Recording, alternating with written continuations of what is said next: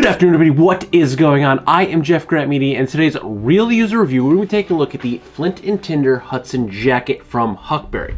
Now, Huckberry did send me this jacket for free, but all the opinions in this video are mine and mine alone. I did not share this content with Huckberry prior to the publication. They will see this when you do. Now, this jacket has been a bit of a sleeper hit for me, mostly because I didn't anticipate ever actually getting this jacket or wearing this jacket. We'll get into that, but I ended up really liking this jacket, way more so than I ever thought I would, just looking at the pictures of it on the website. But let's start by doing a price check and feature rundown of the jacket. At the time of filming, the Flint and Tinder Hudson Jacket is coming in at $348 USD. It is available in Havana, oil tan, navy, and forest as seen here. The jacket is made from 10-ounce British Millrain Teak Wax Evolution 8 fabric. Fun fact, the company has been making this British Millrain since the 1800s, and the wool accents that are also on the jacket are also made from a British company that has also been around since the 1800s. But the jacket itself is made in Indonesia. The Hudson features a fully flannel-lined body and arms. The jacket is trimmed under the cuffs with corduroy. The back of the collar and the inside along the zipper and button seams are trimmed in wool. The jacket features 2 drop-in pockets on the front. It also has 2 side entry hand pockets and 1 front flap pocket. There is a game pocket along the back that is lined with corduroy and flannel, and there is 1 interior pocket on the left chest. The jacket is styled after an older hunting jacket. Think something you might have seen on something like Downton Abbey when they go hunting. That is also why there is a game pocket across the back, which is one-handed accessible to put your fowl, rabbits, or squirrels in. Now, the fit of the Hudson might sound odd to explain. I'm going to say this is a tailor-fit jacket with a boxy cut. And by that, I mean across the chest and the arms, it is definitely a little more form-fitting, but overall, the cut of the jacket does have a bit of a boxy shape to it. Now, the reason I said that this was a bit of a sleeper hit for me was because I did not anticipate ever actually getting this jacket. I was supposed to be sent the wool-lined waxed trucker jacket and the rancher jacket, but through a mishap, they accidentally sent me the Hudson jacket instead, and at the time, the rancher was out of stock, so Huckberry said, keep it, test it out, review it, let us know what you think. And I'm glad they said that, and I'm glad they accidentally sent it to me because I ended up really liking this jacket. And if we're going to talk about negatives about this jacket at all, the only one I can actually think of is the fact that I was a little bit disappointed when I got this because I was expecting a different jacket, but ultimately it ended up working out really well because I really do like this jacket. And that is honestly the only negative I could say. I was kind of thinking about a few. There's one that I feel like it's more of a personal preference thing, so I put it in the points of note than a negative, but honestly, that's it. Besides this one other point that we'll talk about right now, that's the only negative I could think of. So the very first point of note I would like to say is that this jacket can be a bit confusing if you're right-handed like me and put your keys in your right pocket. Because there are 3 pockets that basically overlap each other. If you pat the front of the jacket, you can feel that your keys are there. But if you're like me, you toss them in whatever pocket was accessible at the time, and now you're not sure which one that is, and you're putting your hand in all 3 pockets. And of course, it's in the very last one you check. So my tip to avoid that would be put your keys in your left pocket, because then at least you'll have 1 less pocket to look in. And then the next point of note I would like to say is that this is the wettest feeling wax jacket that I've had from Flint and Tinder. This is also the first jacket from Flint and Tinder that I've had with the British Millrain material. I have had British Millrain in the past with my iron and resin scout jacket. And in the side-by-side between the wax trucker and the iron and resin, I think I even called this out, was that I felt like the iron and resin had a wetter feel to it, and that's the case because this is the same materials, the same manufacturer. This is the Millrain, so this definitely has a wetter feel to it, if you will, than the wax trucker line, because they're from 2 different manufacturers. So this definitely has a wetter feel. If you don't know what I mean by the wetter feel, essentially it's got more wax in it, or at least it feels like it's waxed a little heavier, so it definitely feels like it's wet, or maybe just cooler to the touch because there's more wax in it, making the materials cooler. And even as it's breaking in, it definitely has a more waxy feel to it than the wax trucker line. And one last point of note I'd like to make, because this definitely has a bit of a more waxy feel to it, you can see things definitely stick to it a little bit more, like there's a little bit of dog hair, and there's some fuzzes that stick to this a little bit more than it did to the Wax Trucker series. And there we have it for the points of note. Now we're gonna get into the positives, and the very first one I'd like to mention was something that I would have loved to see seen on the Waxed Trucker series, and that is the fact that the cuffs on this jacket are lined with corduroy. I absolutely love the fact that this jacket has corduroy lining. It feels so much more comfortable on the skin when it's touching your wrist, and one of the big issues I had was that the watch face, it does not get gunked up anymore because when it's touching, corduroy, not waxed, so I'm not getting all that extra gunk on my watch face. Now, yes, I do wear a smartwatch, so I'm touching it and getting fingerprints on it, but for the first week or two of an unlined cuff with a waxed jacket, a lot of that wax rubs off on your watch face, so it definitely gunks it up. So not even a smartwatch, just a regular watch face will get a little bit extra gunked up, but because I have corduroy lining on here, I didn't have that issue at all. And I feel like because this is Smart Texan with a little bit extra waxy feel to it, it would probably take a little bit longer than 2 weeks to break it in to stop getting all that wax on my watch face. So the fact that these are corduroy lined, it's a little more comfortable, and it just keeps your watch a little bit cleaner. So I really, really like that.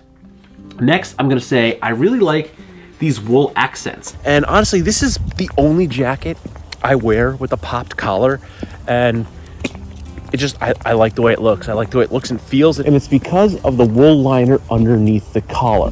I really, really like the wool liner. It's just a really nice accent to the jacket, and it makes the jacket collar stand up well, and it also just looks really, really good. So yeah, first time I'm popping a collar on anything, and I think it looks pretty dang good. Another positive to the Hudson is that it is flannel lined all through the body and sleeves. I much prefer my sleeves to be flannel lined as opposed to the satin lined.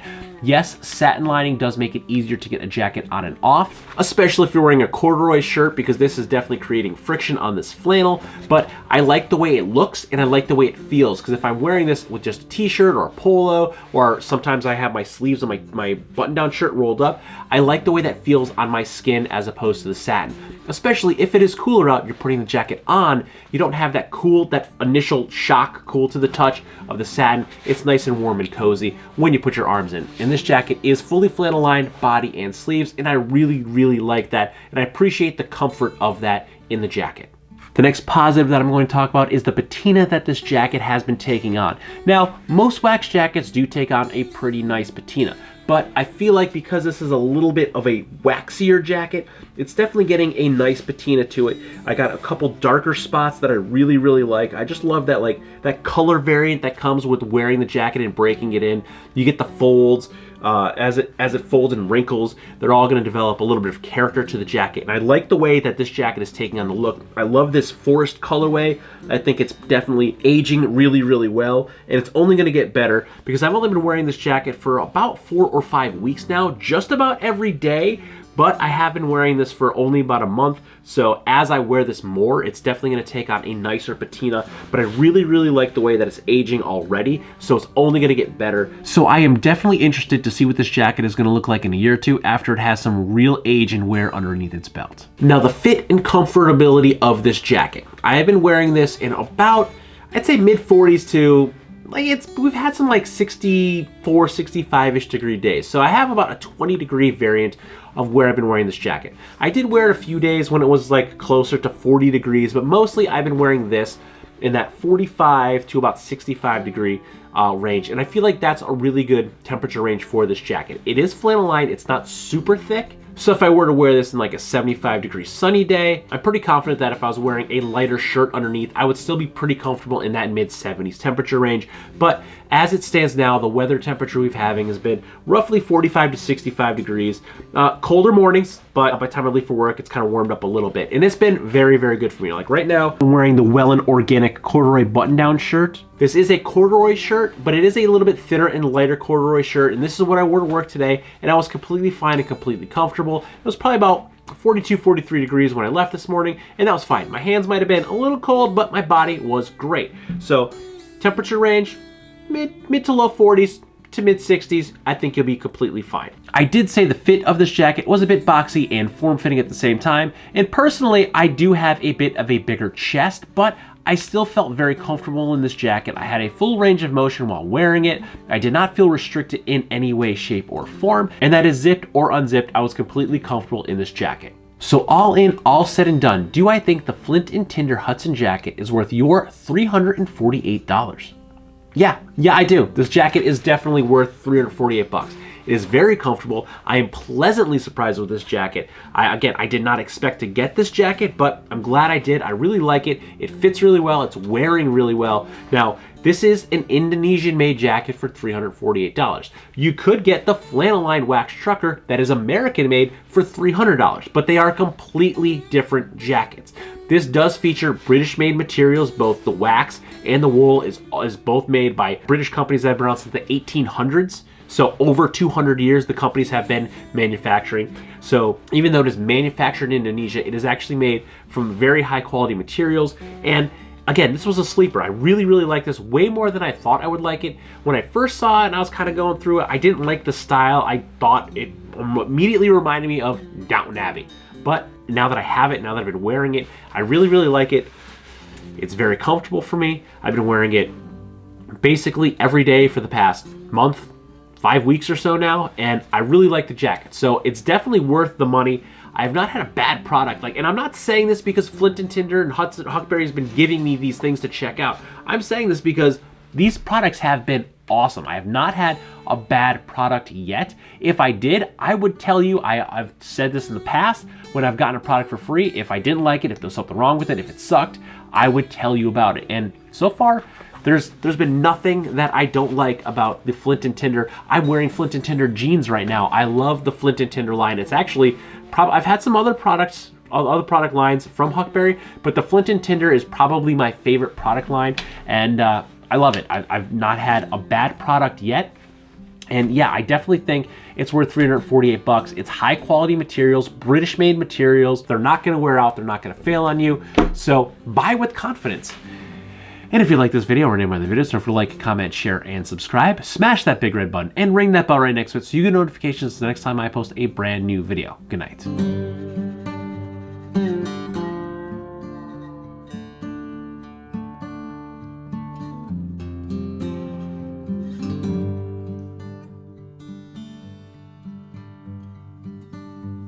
you.